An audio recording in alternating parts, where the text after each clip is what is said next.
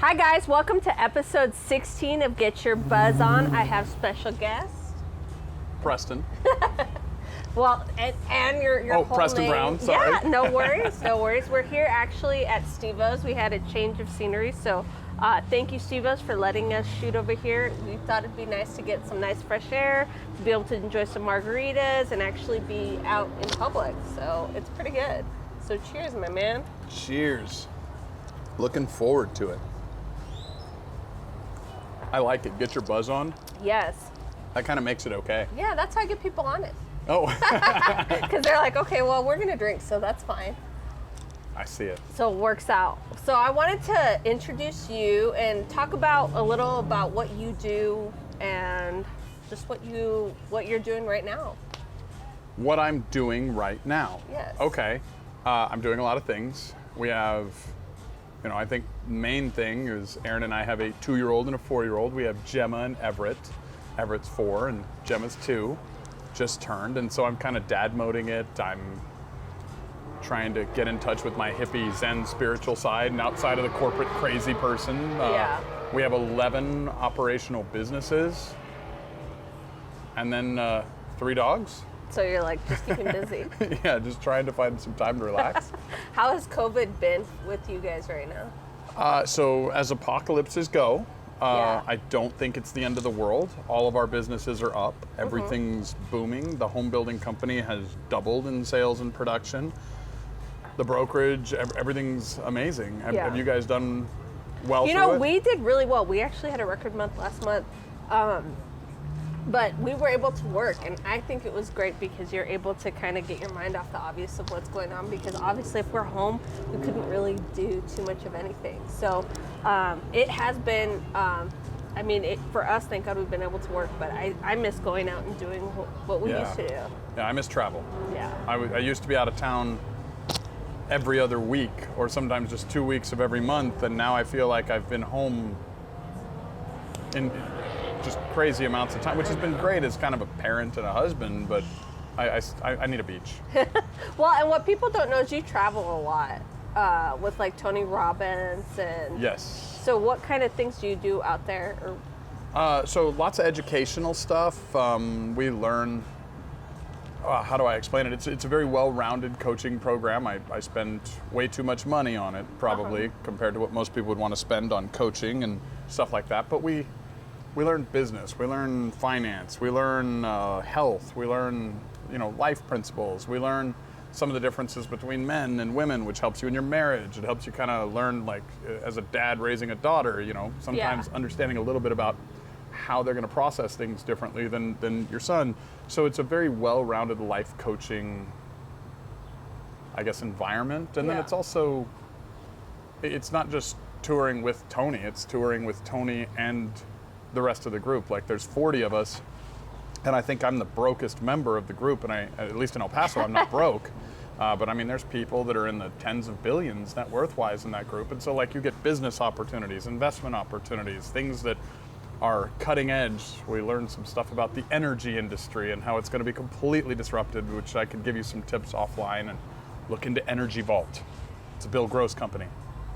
Well, and it's good, like there's a saying, and I'm totally going to mess up the saying, but that you want to be among people that are better than you, like success-wise and business-wise, because it also helps you with learning new things and being around different people. Yeah, proximity's power. Yeah. Proximity's power. I mean, you get around people who are doing something more, and I mean, I think in El Paso, we don't always have proximity, and you got so many incredibly motivated, highly intelligent, articulate individuals in this town, and they don't have access to people that are just doing higher level things. Like, I have a very close friend, and we opened a syndicated company together, and he has created a new technology for the security industry where he's going to have AI drones that can measure your emotions on your face, on your walk, everything like that. And he, I think, just got the contract with the United States government. Oh my God. And it's shit you don't even hear about here. You hear about it in other places, and it's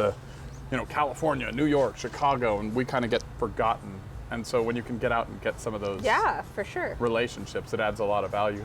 And how has it been going? How long? So you bought Zia. Homes, right? Yeah, about 18 months ago, close to 2 years. Okay, how's that been going? How is that like? Because you've changed the whole model, you've changed everything. How has that been going? So the company's doing amazing.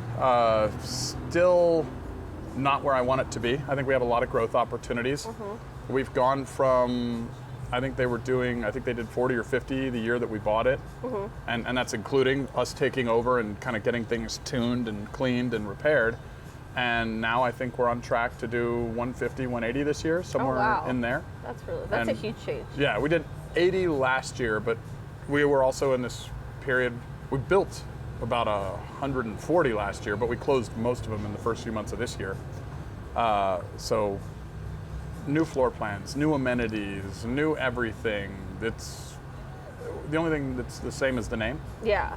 What was the biggest difference between, because before you guys were just the listing agent, and now you're the owner. So what has been the biggest, I guess, things that you didn't know that you were going to have to deal with? I never knew how much money I could owe your husband. Hi, Justin. I love you. So that's when you're like, how much? Yeah, it's like we're both married to him. You know, you by nuptials and me financially. I'm like, I'd rather have your side of it. I think you're gorgeous, Justin. Just FYI, you're beautiful. So with the floor plans and everything, what made you guys change them all, or what?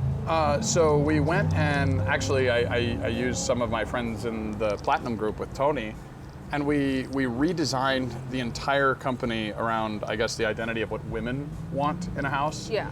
Most builders are men, and us guys, we have a lot of, qualities, and there's a lot of good things about us. Yeah. But we probably shouldn't be the mainstay in housing. Like we're not going to be big on like the amount of storage, the bedroom size, this, that, and the other. Like we'll make the garage bigger and the kitchen smaller. Yeah. I got into the business and several builders said, hey, you need to keep your kitchens 10 by 10. And I looked at them all and they all had one unique disadvantage. They were all of the same chromosomes that I was, and they were all male. Yeah. So I looked at them all and I was like, I wonder what my wife would say. And she completely disagreed. Yeah. And I asked for her reasons and asked for their reasons. They said, 10 by 10 because it's the highest cost per square foot. And she said, well, great, if it's the highest cost per square foot, let's make it 20 by 10. Yeah. Double the size of it and add more square footage somewhere else to offset the cost, still be able to have a margin and give women what they want. So the whole company, it's based on what women want. Yeah. And apparently women shop more than men. Yeah. So it's been amazing. It's been amazing. Like they can keep buying. Ladies, I support you. Strong feminist right here. Please keep buying our products. Well, my thing is that, like, especially with the new homes now, some of them don't have pantries. I'm like, how? So we have a belief in a pantry, and come by any of our homes, you should be able to go like this in your pantry. Yes. Like just all the way around. Yes. I'm like, how? I'm like, and I'll be PG. No, you know what? Fuck it. I'm like, how the fuck are you supposed to have a family home and not have a huge pantry when you're cooking and your kids and you want, snacks and all this stuff, and they don't have a pantry? That's like one of my biggest pet peeves. And how are you supposed to survive COVID without a pantry where you can store some shit? Or they have a cupboard, and I don't, and I know I have a ton of shit, so I can't even imagine anyone that, like, how that works. You either you did or you lived in an older Zia, right? Yeah. So you kind of know some of the things that we've changed. Oh yeah, we live in like probably one of the first models. The old 1809, the flagship. Yeah, I'm like, we definitely have. And it's a good house, but bigger pantries would be an improvement. That's like and the bigger kitchen. But obviously they're nothing like they are. It is nothing like what it was to what it is now at all. But yeah, that's my biggest thing with the pantry. Justin's always making fun of me about that. Well, we're together on that. You got to have pantries, you got to have kitchens, you got to have bathrooms. Storage. I think it's storage. All the little details, and then you want quality. You want. Yeah. There's the what do you say? Everybody's always talking about the R value and the energy efficiency of the home and how tight the envelope is, and that's important. And we achieve some of the highest energy, ratings of any builder. We're doing this foam, we're doing all the things to have the highest ratings. But it's important when you're in the male seat. Yeah. The women are looking for something totally different. So yeah. the trick, I think, at least at what we've found, and I'm not trying to impose my beliefs on anybody else in the industry. In fact, I hope they all keep doing it differently because it helps me sell. I believe you need to prioritize what the ladies want, and then look at those things, and make sure that you're meeting all the quality standards, everything like that, to build the top-notch home, but without compromising what's important to her when she walks in. Yeah, no, that's true. That's very, very true. And I think, like I said, energy efficiency, that's great, but for me, that's not on the top of my priority list when it comes to a house. And you want it. You still want to have it, but you want to have the soft closed doors on the cabinets. You want to have I don't know if you've seen our little spa bathroom where you can literally crank on the steam vents. Oh, no, I haven't seen those. Oh, yeah. I mean, my wife found this shit at a beach, and she was like, why the fuck would I be at a beach and not want to go to the beach because I want to stay in the damn bathroom? Why can't you put that in my house? Yeah. So we looked, and it cost a little money, and then we did. Yeah. And crazy enough, people will pay for value. Oh, yeah. Well, and like, it's funny with the bathtub, because Justin's like, why would we need a bathtub? It's not like, I was like, well, first of all, we don't really have that nice of a bathtub. That's why I don't do it. But when we're out of town, I totally do. So I'm like, you definitely want that like nice getaway, especially in your house. If you're just able to have like that hour to yourself, you want to be able to spend it at home and enjoy it. For sure. For sure. And so how has business on the real estate side been?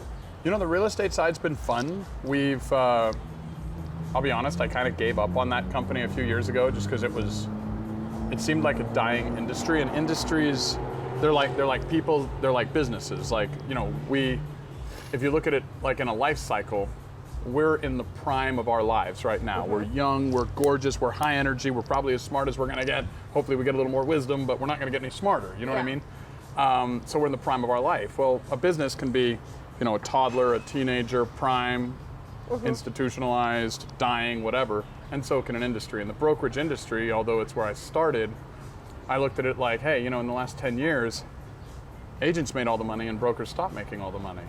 And so I just kind of stopped prioritizing it because it wasn't a moneymaker.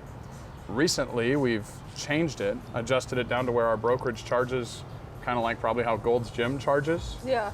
And we just own a lot of the ancillary companies, including Zia, title, home warranty. I mean, you name it, we have a company that does everything except for the mortgage and the insurance, which is why we partner with you guys.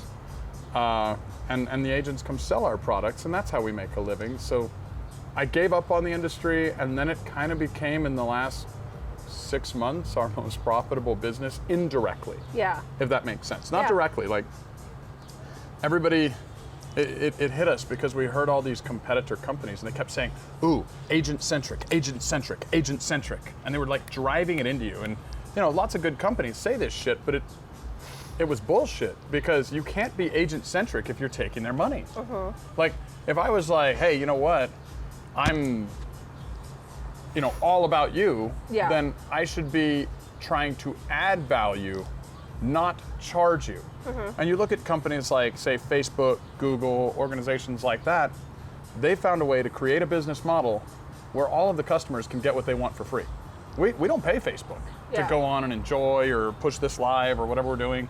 It's all free. Yeah. So when you can find a way to create an affordable membership model, you can actually realize what agent-centric's agenda and goal was supposed to be.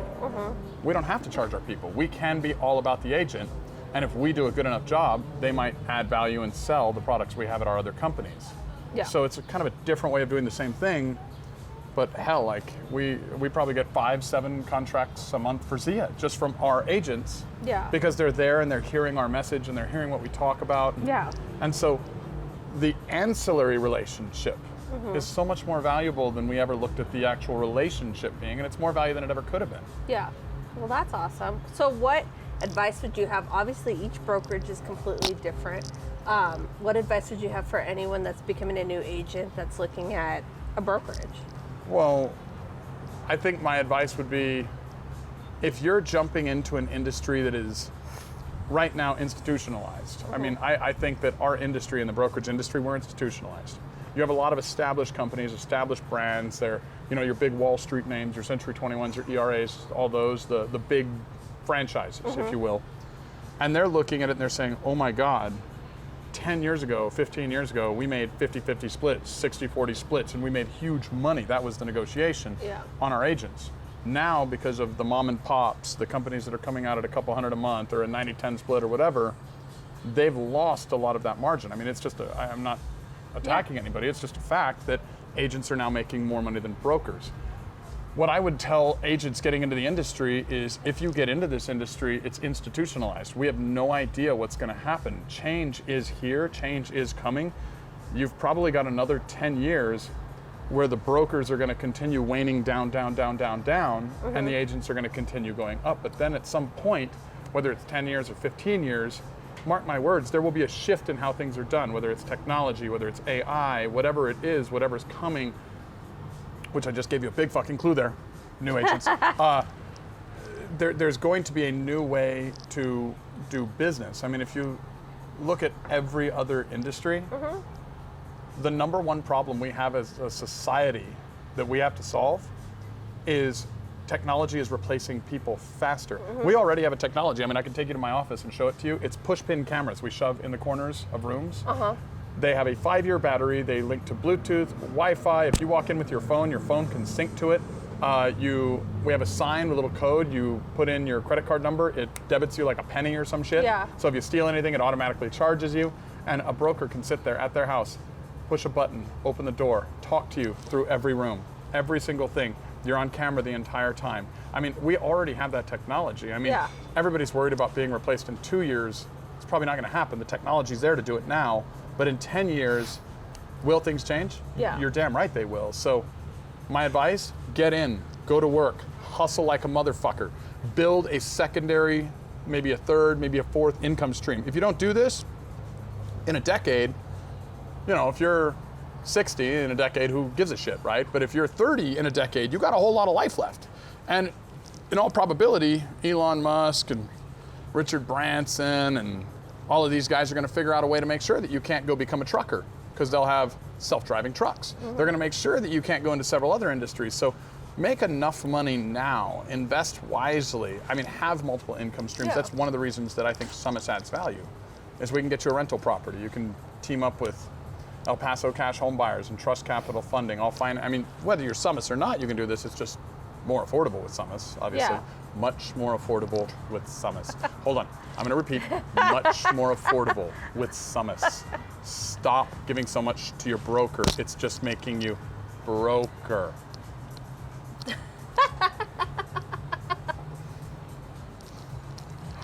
Well, and I think too, people have to be open to change, because everything, I mean, look at us. We sold our farmer's agency and opened up a brokerage.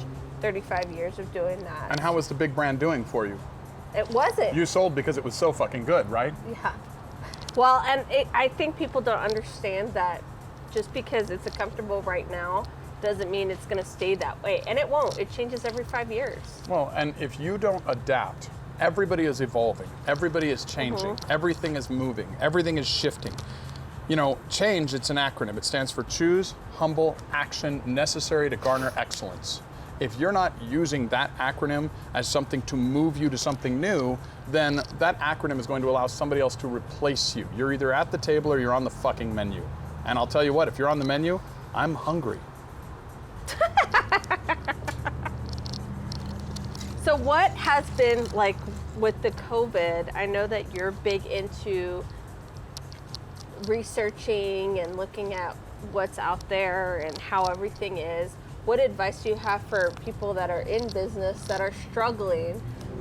Because we were able to work, but other businesses that had to completely shut down, like the restaurant industry, the beauty industry, and also what advice do you have people that, you know, that even though they were working, they didn't do well? So it's a sensitive subject because there's a lot of people affected by this. But I mean, I'll tell you my philosophy on everything. There will always be a jungle, you be the fucking tiger. That's what it is.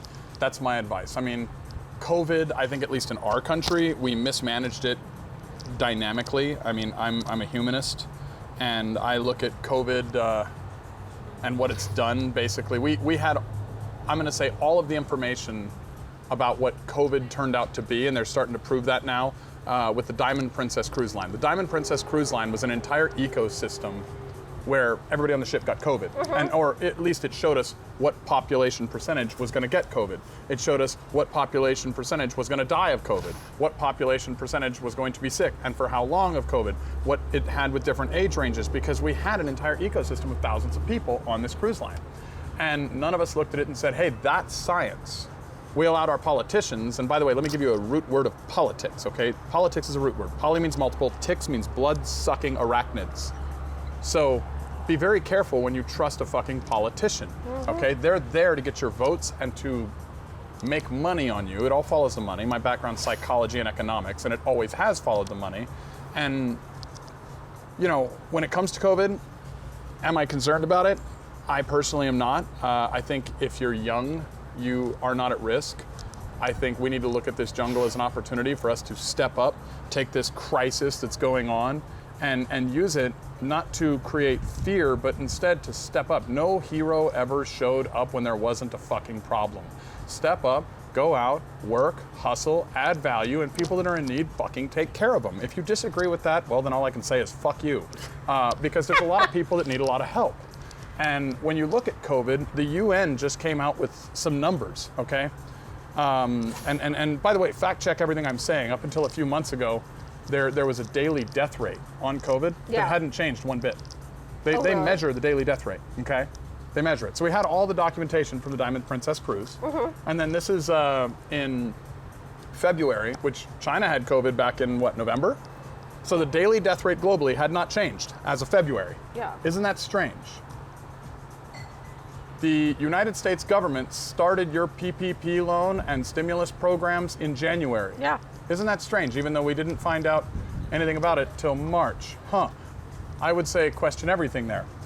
We had all the information on this cruise, and the UN's now coming out and saying that what's gone on with COVID and the way that we've shut down our economies and the way that we've prevented people from going to work, it's not just affecting you. Yeah. 2/3 of the world, I think it is, lives on less than $2 a day, and the UN says that in the next 12 months, the starvation rate will double, which means if 135 million people faced starvation last year, well, then 270 million people will face starvation this year. They estimate that 300,000 people per day will die in the next 90 days. If you're young, if you're healthy, my opinion, this is a cold. I'm not a doctor, go talk to a doctor, go get research. Tony Robbins put out a beautiful interview with the top epidemiologists and researchers, virologists, people from Stanford, Harvard, people smarter than you and me. And it's all there. It's there for you to look at. When I see COVID, I see an opportunity to help people, not to create fear, not to create pain, not to cause a problem. And maybe I'm being controversial, but if the truth is controversial to you, you have a bigger problem than the emotions you're feeling when I'm talking. Yeah, no, it's the truth. So that's my opinion on COVID. Be a fucking hero. You have an opportunity. Well, and I think what I don't think people realize is that yes, it is killing people, but it's killing a lot more businesses. It's hurting a lot more of the economy. It's the cure is worse than the disease at this point. Yeah. I mean, the global death rate had not changed as of like January, February timeframe. It actually has changed now. Globally, by percentage, the percentage of people dying has gone up now. Do you know what the difference is? What? As of when they came out with their interview, this was like 2 weeks ago, it was 113,000 excess deaths. 113,000 excess deaths globally of 8 billion fucking people. Fact check me. Don't look at my numbers. Fact check me. Go check on this. Because when you look at it, it's going to really drive you insane as to why we would allow hundreds of thousands of people to face starvation and other pain. I mean, my concern is the deaths that come from misery. Yeah. What about suicides? Have those gone up or down?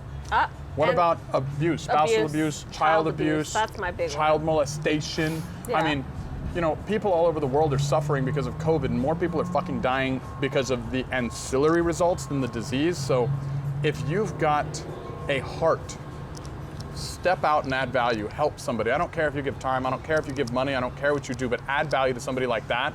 Don't just go out and post your Facebook posts that cater to some political person's agenda, because all you're doing there is wasting your time, your energy. I mean, you have this gift of all this beautiful energy that's God-given. With the faith of a mustard seed, you can move an entire mountain. If you're not using it for that, if you're using it to create pain, to create, you know, I guess dissension, if you're trying to create controversy and separate people, we live in a unique time. And I'm going to say in this unique time, you have half of the population that doesn't trust the government. The other half of the population doesn't trust the media. And then there's a growing percentage that doesn't trust anyone.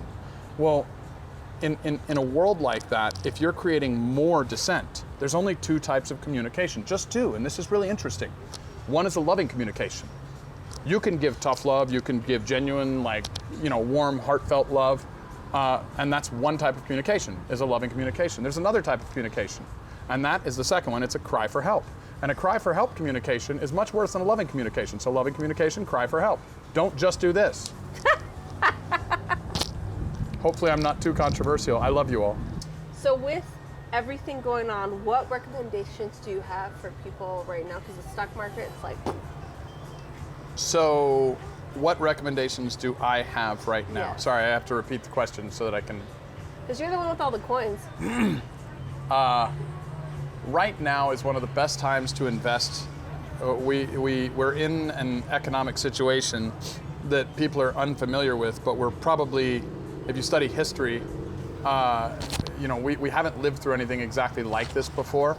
We're in an economic situation that's much closer to the time frame of, say, 1933 to 1940 than anything else. Thank you. And there's some new details that have changed the way that the economic frontier is going to be. Back then we had a gold standard currency. Right now we have a fiat currency. Money is something that is really based on our belief in it, not, and I don't want to go too deep because complexity is seductive, not productive, and I can probably confuse you. But we're in a debt crisis, we're in a spending crisis, we're in a deficit crisis economically. I think we spent $4.4 trillion and we made $3.6 trillion as an economy last year. That's what our government received and spent, and there's only a few ways to solve that, okay? We have now hit the debt levels in our country that Greece had when it went bankrupt. And so I'm giving you the really long-winded version of my recommendation, but I think you need to know some of these factors the before. background, for sure. I recommend, because if anybody can go out and say, oh, I recommend this. And do you know what financial recommendations were initially started for? What? Well, they were initially started so that astrologists could look like they might have some credibility.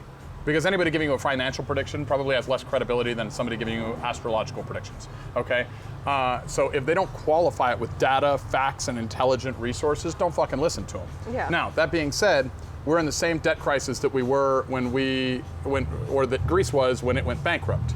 If we look at the difference between us and Greece, we have a reserve currency, we can print money. We actually did print money. Yeah. The central bank let out $2.8 trillion now, when there was probably $2 to $5 trillion total in circulation before. Nobody knows exactly how much, because we don't know how much El Chapo or any of these guys have buried in a fucking bunker somewhere. But if you double the supply of money, and then you ask yourself, well, what could happen if the laws of supply and demand affected doubling the supply of money? And any reasonable person would say, okay, well, that is going to cause inflationary pressures on the market. Okay, so how do you solve our crisis? One, you can grow the economy. Well, the central bank just lowered the rates down to 0, and you can't go lower than 0. I guess you technically can, but we're not going to in all probability. So we're not going to grow that much out, at least right now in this recession. So that's out. You can deflate. Well, when everybody owes money on everything, deflation is kind of like economic death. And every country in the world, every government in the world, every citizen in the world has pretty much bet on inflation, so we can pretty much bet against deflation, at least from a macro market perspective. You can look at deflation, and we saw some of that in the airline industries and the cruise industries, oil industries, things like that, and of course some different reasons in different industries, but deflation's not going to be a big factor. The government's going to pour some money in any areas to deflate. We've already seen them do this. So you have growth, you have inflation, you have deflation, then you have cut spending, right, and raise taxes. Well, we're already taxed insanely. We don't look at it that way, but we're taxed insanely. We are. What happens in an inflationary environment? Do employers start paying more because everything costs more? No. Yeah, they do. They do. Do they? So I don't even know. over time, what's going to happen as an apple goes from $1 to fucking $4, which I don't think we're going to be in that kind of rapid inflation, but we'll probably see, my guess, and of course, don't take only my advice, go study several different people's thoughts on the issue, but I think we're going to see 7 to 10% inflation annually, which is going to mean those cost of living raises for government workers are going to go up. And what does that mean? That means the value of your dollar is really going down. Yeah. Because dollars and debt are subject to deflationary pressures in economic environments like this. What is going to be of benefit in an inflationary environment? Well, Paul Tudor Jones now thinks that Bitcoin would be a good one. So millennials, you were right, buy some Bitcoin, because some billionaires agree with you. Maybe it is, maybe it isn't. I don't know enough about Bitcoin, but here's one that we know for a fact is always good in any inflationary environment. Housing. Invest in real estate. In real estate specifically that is need, not greed. You have two types of businesses. You have need businesses, you have greed businesses. Housing is a need business. If it's somebody's going to live there, whether it's a house, an apartment, even a self-storage center could be considered need. Shopping centers, office building, those could be greed. Those may be a little more dangerous right now, especially with people working from home. But I would also tell you that anytime you get advice from anyone, look at their agenda, and my agenda is to sell more houses. So while I'm telling you I believe real estate is an economic hedge, and I'm putting my money where my mouth is, I bought 5 houses in the last week and a half, and if you have a house, I'd love to buy it as long as it's a good deal. ARV times 0.7 minus repairs equals offer. I can get you cash in a few days. I own a title company, Rising Star Title. We'd love to serve. But if you invest, whether it's housing, whether it's apartments, real estate, I believe you're going to hedge yourself against what's going to be deflationary pressures on dollars, which will happen in an inflationary environment, deflationary pressures on debt, because what happens to debt, to dollars, to things like that, they basically lose value. If everybody's income doubled and they all owed the same amount of debt, couldn't they pay it off faster? Well, that's good and bad, and it's going to throw the banks into some turmoil. It's going to create some situations where people don't know what to expect, don't know what to do, but we've seen it all before. I mean, this has all happened. If you study history, you can like take out little parts, assemble them together, and form some principles where you can make an educated guess on what's coming. So here's my shameless plug. And like I said, the reason that you should verify and fact check everything I say, Entrust Capital Funding can fund you 100% on any asset that you want to purchase, up to 70 cents on the dollar. I'd love to be your hard money lender. Real estate though. So besides the work part, what's something that most people don't know about you? What's something that most people don't know? Because I know you're about pretty me? open book, but I got kicked out of the Air Force for beating up a cop in Grand Forks, North Dakota. oh, I had no idea about that. I've always had a problem with authority, which is probably a great reason that I now work for myself. I'm an avid supporter of any downtrodden person that is suffering, that is hurting. I'm kind of their unless they're one of my competitors. If you're my competitor and you're suffering, woohoo! But if you're if you're somebody that's hungry, somebody that needs food, fucking write a letter to my office. Like, we'll find some money for you too. Like, we're trying to give it away as fast as we can bring it in. What is something that people don't know about me?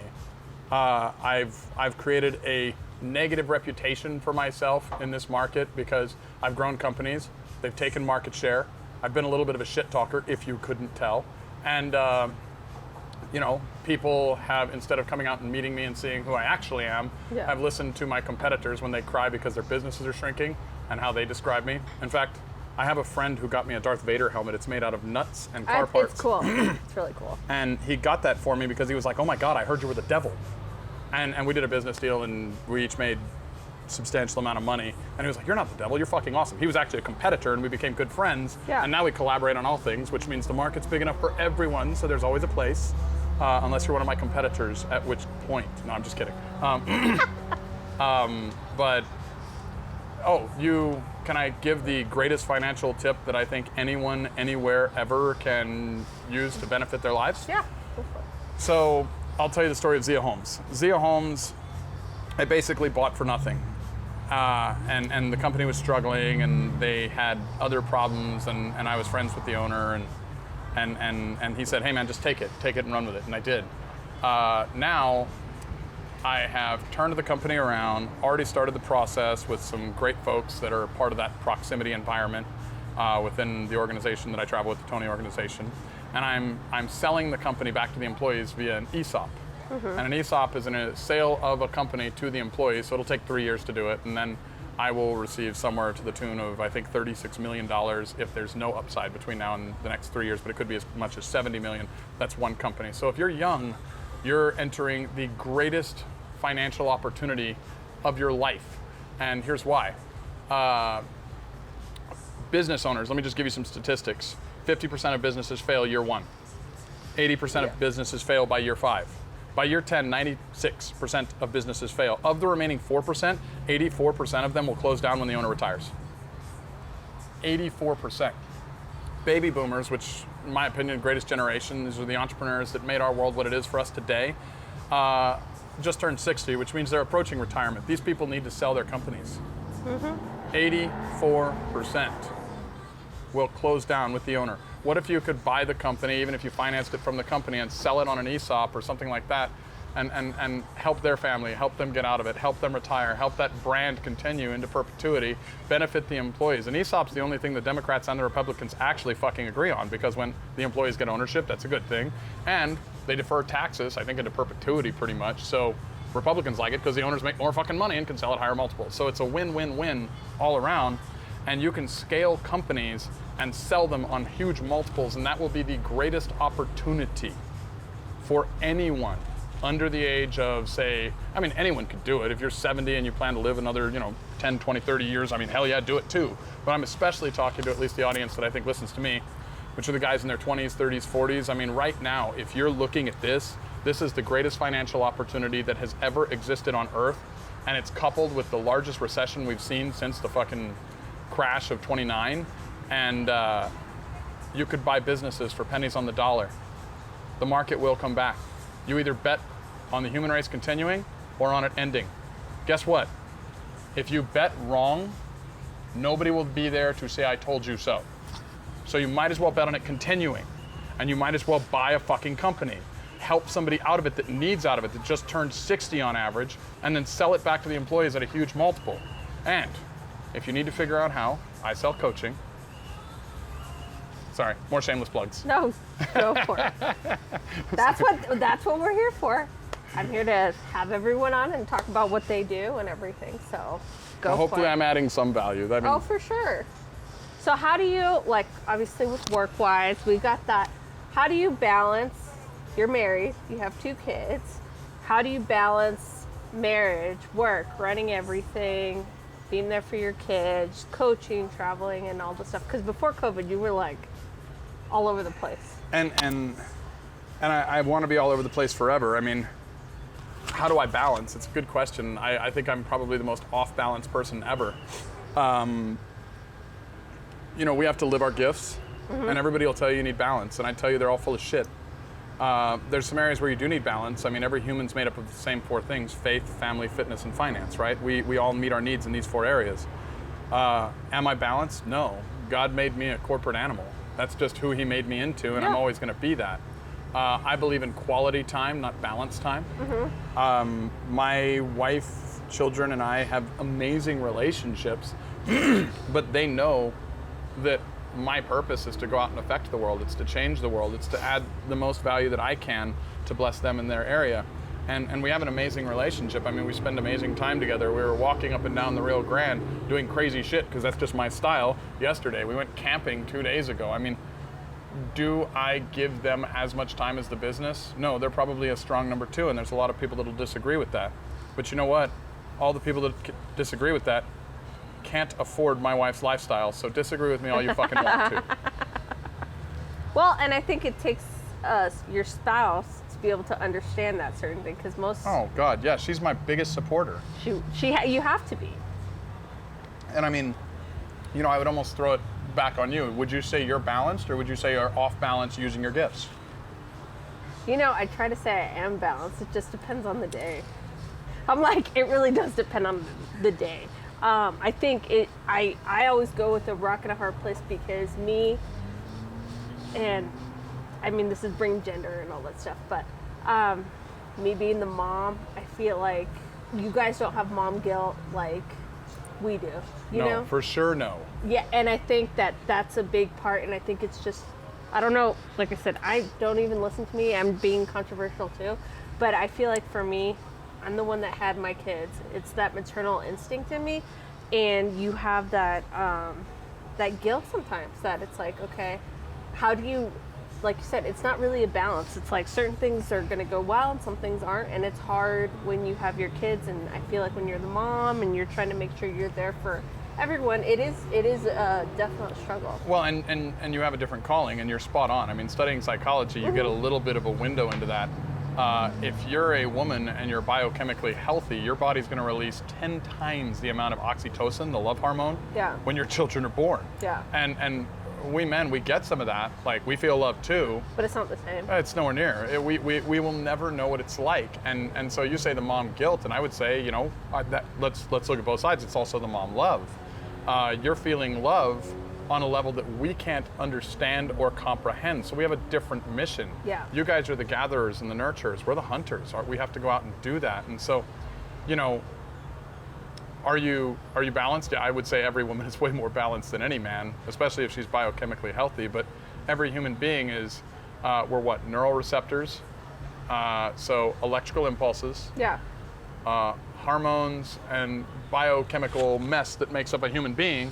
And so when you kind of mix all that together, and then you add the masculine or the feminine, or holy shit, like boom, yeah. So, are you balanced? Unfair question. You probably are far more balanced than me, but I would bet you that compared to most women, you're a far better corporate entrepreneur. They would consider you off balanced because you're out doing things that they maybe don't believe they can do. Well, and I think like, and no matter what, my kids always come first. Like, for sure. You know, my husband first, then my kids. That's always going to be my hub, and then work and everything like that. But it is tough because, you know, I'm used to doing the work stuff and everything. In fact, this is the third time we've had to reschedule this because of my chaotic life. And it's just how it goes. And some people just have to understand, like, they come first and then everything else happens after. And I feel like because it's only a short amount of time, but it's like, it's that constant guilt that goes back and forth.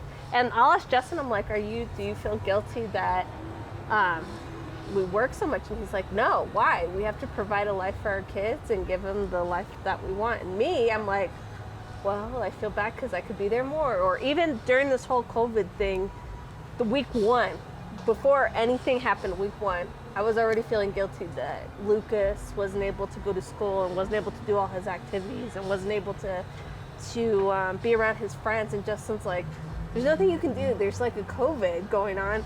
And that's just the way it goes. Like, that's how I'm structured. I just feel bad. And to this day, I still do. I'm still looking for summer camps for him that aren't virtual, that he can go out, and because I can tell he's like so stressed with being home with his sister, you know? And that, like I said, it's a difference in DNA. Yeah, for sure. For sure. When God put men and women together, we're more different than cats and dogs. And it really makes things interesting. Well, because you went to... you went to a session for men and women, right? Or we what went was to it? a relationship seminar. Okay. And we had some of the best speakers and teachers. In fact, I missed a call this morning. I had a dentist appointment, so I couldn't jump on the call. But if you haven't read Alison Armstrong's books, if you want to understand the difference between you and your spouse, whether it's a him or a her, she is probably the best teacher I've ever heard talk on the subject of the masculine, the feminine, and just some of the histories of how we both work. And don't get me wrong, men will never understand women. It's not going to happen. But you can get some clues that'll help you get at least a little closer and maybe help them fill their tank. And like I'll give you one that's just like was mind-blowing. And I don't want to take anything away from her because Tony always puts out the best speakers on the planet and the best teachers. But I think you'll resonate with what this is. Men 40,000 years ago, there's a difference in the way that men and women focus. Yeah. Okay? 40,000 years ago, men would go out in tribes and they were the hunter. We would go out and we would hunt, and you know, if there was one guy that talked too much, you kill that motherfucker too, because guess what? He scares away the prey, right? So we have this extreme focus, and most women are like, my husband just ignores me. He doesn't listen when I fucking talk. No. That's not what's happening. He's neurologically wired to look that way. He can't fucking hear you. He's neurologically programmed not to hear what you're saying because he's got this one singular focus. And that comes from 40,000 years of history with just the human species going out and hunting the woolly mammoth or the tiger or whatever it was. Women, on the other hand, they were the gatherers. And so women, they'd go out in a group, chit-chatting the whole time. Why? Because it scared away prey animals, which kept away predator animals. And they would gather nuts, roots, berries, fruits, and anything else that would nourish them. Now, let's take berries, for example. Some berries would nourish you, and others, you feed them to your kids, and everybody dies, right? So it was kind of critical that they communicated the whole time, talking about what's going on. So they had a very different type of focus. They had what we call diffused awareness. Now, basically what I'm doing is I'm advertising for Alison Armstrong's books. This is none of my content. This is all Alison. You can see her in person, do it. If you can't, go read her fucking books. It'll help you amazingly. But a woman, gentlemen, because of the way, by the way, when they're out in the meadow talking, that's where they get the 10,000 words a day. We don't talk much, we're not wired to. No. They do. And they have a different style of communicating. Their diffused awareness, when a woman walks into the house, and correct me if I'm wrong, this is my hallucination based on what I've read and seen, you all can hear the dishes calling you, hear the laundry calling you, hear this shit over there, hear this shit over there. The entire environment is calling them, talking to them. We don't get that shit. We're like, holy fuck, I'm gonna go sit down and watch some Netflix. And then they get mad because we're hanging out, enjoying ourselves, they're scurrying around, handling a million fucking items all over the house, they are always busy, and it's the diffused awareness calling them in 25 different fucking directions all at once. Now, I will tell you, diffused awareness is a gift. It's why almost all of my companies are run by women, because do you know what that does for them in the management sector? They know everything about what's going on in that company. They are the best at being the business leaders. So women, I am a feminist, I'm your biggest fan. Men, we are focused. You can be the sales guy, you can do this, you can do that. You can be the super entrepreneur, whatever. You have the focus. Women have the ability to control everything in the environment. I mean, one little tidbit of why you should go check out Alison Armstrong, any of Tony's events. I think he's got a UPW coming up. I highly recommend you all go. So, little plug there, but just the focus alone. I mean, there's a million differences, but just the focus side, holy shit. I mean, I think you can see it in your kids because both of us have a boy and a girl. It's completely different. Oh yeah, and the feminine. Like if you look at that feminine energy, it's about grace, it's about beauty, it's about love, it's about life, it's about all this. And then I see my little boy, and he's just results. He's like, look at how much I can lift, Dad. And I'm like, holy shit. Hell yeah. See, I haven't gone to the feminine side with my daughter yet. She's more of a savage right now, but I think because she's so little, she can't talk and she's trying to like... Oh, she'll get there. It's so cute. Gemma walks up to like the mirror and she'll be like, hat. And she puts on a hat and she's like, and I'm like, oh my God. Like, it's something you'd expect from a teenager, not a 2-year-old. And I'm just like, you're such a little girl. But anyway. So with your family, the kids, what are you most excited to get back to normal? What's like your thing that you... So, a super good question because I think about it all the time. I mean, I hate normal. I don't like normal. I don't believe, I don't believe anybody grows from a position of normal or comfortable. I mean, if you want something to grow, you generally take a seed and you stuff it down deep into a giant pile of shit. That does not sound comfortable, but then you get growth. And so I just want to get back to where right now I'm doing a lot of optimization within the companies. And optimization is kind of the exact opposite of innovation. And I'm an innovation coach. I'm a simplicity expert. I don't want to get normal. I want to get back out into the world and go not be normal. I mean, I talked to a guy, Sebastian Grosjean, and I hope I'm saying your last name right, bro, because if you watch this, he's one of the guys that came up with all the back-end software for Airbnb and several of those things. And we were joking about how maybe one of his softwares could help me disrupt the entire property management industry and like just basically become the Zillow of the property management world. And I think that sounds fun as shit. So property managers, if you're out there and you know that I might be coming with some technology experts, you can sell me your company now, I'll buy them. But, sorry, I have to put my shameless plugs because it's fun. You have to. Right. But like that just sounds incredibly fun. Yeah. Maybe not possible, maybe possible, like, but we'll never know unless we try, and I want to go out and figure that shit out. And, now I've got this proximity to this amazing guy, and I got to spend a 2-hour call with him the other day, coaching him on some of his business, and he was coaching me on some of my business on the technology side, and that sounds fun. I want to get away from normal. I feel like I've been immersed in normal, and if you're living normal, would it be possible that some of normal is also mediocrity? And that's where I'm terrified of mediocrity. I'm terrified of complacency. I grew up in a trailer park in Kenya, I don't ever want to fucking go back there. I want to be abnormal as hell and find ways to innovate, not optimize. Optimization is great. Start your company that way, but then spend the rest of the time innovating. Go back there for, maybe a few weeks out of the year, then back to innovating. Yeah. Well, and I'm going to bring something up that you don't think I remember you saying. What was the your main reason why you want to be successful? Oh God, you want my why story? Because you had, I was at one of your meetings, or I forgot where I heard it, but I thought it was really, that's how I felt. I thought it was very touching. So my why story, and I have a lot of reasons why, but my main why story, and it's interesting you bring this up. It has to do with my dad, but my dad passed in late last year, November timeframe. And he was one of the main influencers in my life, just the most incredible human being that you'd ever meet. Brilliant member of Mensa, never gave a shit about money, and people walked on him his entire life. And I remember, I don't know how old I was because I'm not good at the past, I'm very future oriented, but I was probably 6, 7, maybe at the oldest 9. And my mom and my dad were fighting because he'd launched his own business.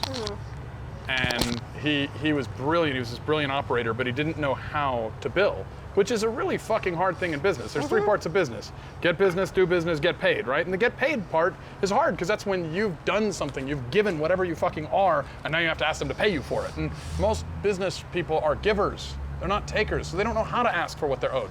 And my dad was one of these guys. He was truly an artist and a brilliant guy. And I remember my mom threw one of those cast iron frying pans and lodged in the wall of our trailer in Kenyatillo, I was taken. She told him, she was like, if you don't get paid where we can at least buy, I don't remember what she said, but it was something along the lines of ramen noodles or mac and cheese or some really cheap food that's pathetic, then don't come back. And so I'm sitting there and I'm like, holy shit, my mom and dad are separating, this is the end. And so I become the charity piece, and I am taken up to this guy's house. Yeah.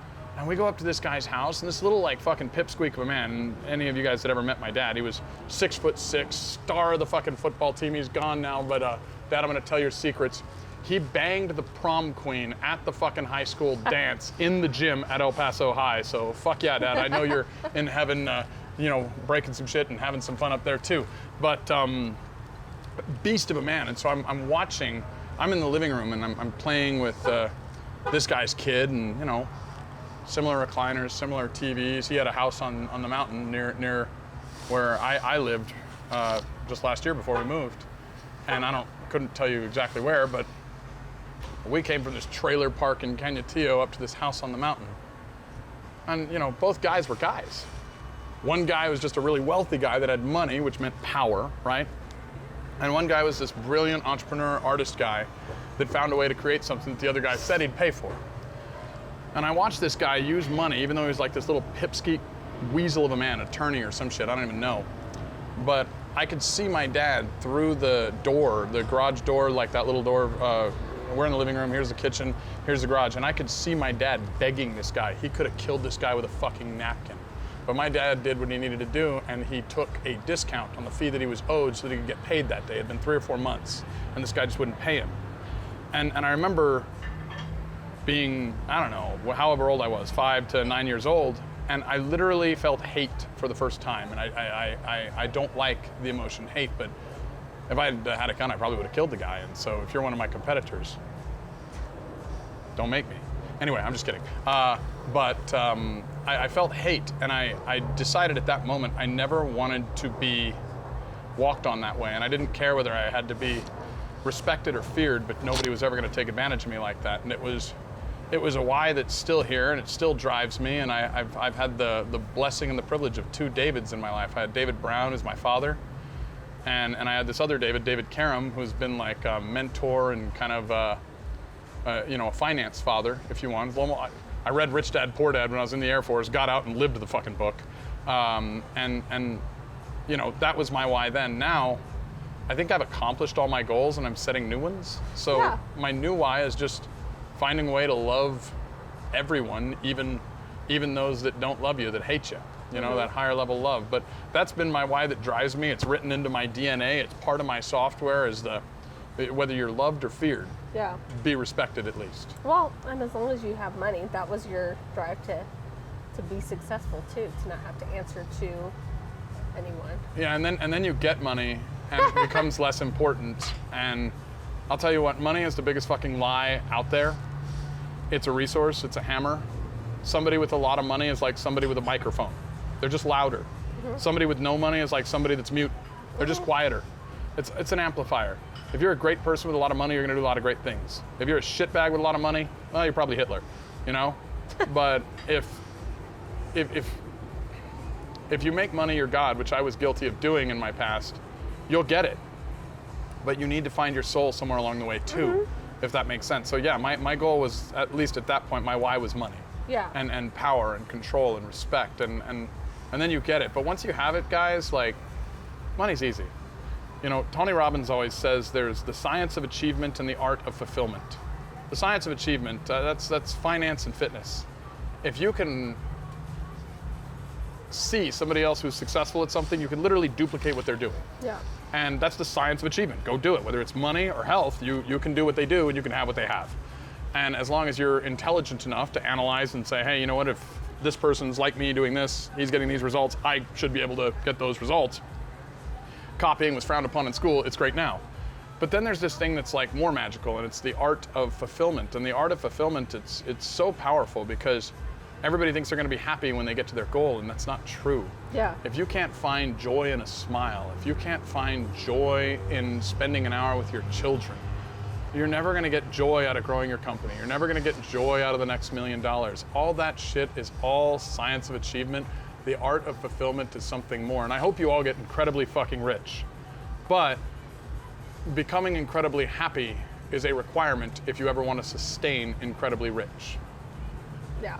Well, and I think the other thing that you might not be, just like I'm not everyone's cup of tea, what's the biggest misconception people have about you if they don't meet you? Oh God, I think there's a lot of misconceptions about me, and that's okay. I mean, look, people think I'm corporate. I kind of am. People think I'm aggressive. I don't know if there's really misconceptions. I think some people are weak people, and they'll think that a person who's motivated is good or bad. Mm-hmm. Well, you know, if you're too much of, I guess, if you're too weak of character to form your own beliefs on a person through real research and meeting them, I don't really give a shit what they think. Yeah. Those who mind, you know, those who matter don't mind, and those who mind don't matter, I think is the saying. And I love it because, you know, if you hate me and you've never met me, you're a fucking moron. And if you hate me and you've met me, cool. I probably don't like you either. If you like me and you've never met me, hey, I hope we fucking meet. And if you like me and, you know, we're best friends or we've met or we've hung out, fuck yeah, I probably like you too. It's really simple. Like, I'm not gonna be everybody's flavor. And no one is. You're not gonna be everybody's flavor. Nobody is. If we're looking for that, we're looking for the wrong thing. I mean, there's no such thing as good or bad people. My worst enemies, if I would call them enemies, because I really don't, I think there's no such thing as bad people, there's miserable people. Miserable people have miserable decision-making skills and often make bad decisions. You can't measure the human soul based on the decision that came from a bed of misery. Like, if you want to grow the right crops, you need the right soil. If the soil is misery, the results are going to be fucking miserable. So, That's true. You know, people with misconceptions about me, I'm sorry you're miserable. If you want to talk about it, I'm here. I don't mind contrarian viewpoints. If you disagree with me, all I would say is have the courage and the fucking stones to show up and do it in person. For those of you that talk about me behind my back, I love you. And that's why I'm winning. Well, and I think I'm at an age where I just don't care what anyone thinks anymore. I'm like, whatever. Now it just entertains. Yeah, it's like, okay. Yeah, now we get our popcorn. We're like, I'm like, whatever it takes. As long as you're talking about me, that means that I'm doing something right. do you know how many former haters I think both of us have? I've met people that used to hate you, that have said so many good things about you and just been respecting it. I was just like, wow, I remember a completely different conversation. And I've met people, and people have actually joined my companies. I've hired them that were my haters. And you know, what's funny, you can't measure a person until you get enough proximity to know them. Yeah. And anybody who dislikes a motivated person it's normally from a position of jealousy. Yeah. It's not from a position of, you know, they know something. I mean, you know, people, you know how to influence somebody? How? With what already influences them. So if somebody's miserable all the fucking time, guess what influences them? Yeah. And you know what? I don't want to be one of your influencers. If you're miserable all the time, stay with the group you're with. If you're motivated, if you're hard charging, if you're fun, if you're real, if you're, you know, changing your life minute by minute by minute, I want to fucking know you. Come on by. My office is always open. I'm always fucking there. I'll give you everything I am. If you hate me and we've never met or never spent a few hours together, well, cool. Have fun with the rest of your life. It'll probably suck. Hey, you invite them to talk with you. You invite them to hang out. Yeah. So, with closing out our podcast, any other last words that you want to say? No, I appreciate the opportunity. This is a blast. I'm honored. It's always fun. It's always fun hanging out with you. Well, I appreciate I hope I'm not too controversial. No, I love it. I'm like, whatever hits it takes. Right? Cheers. Cheers.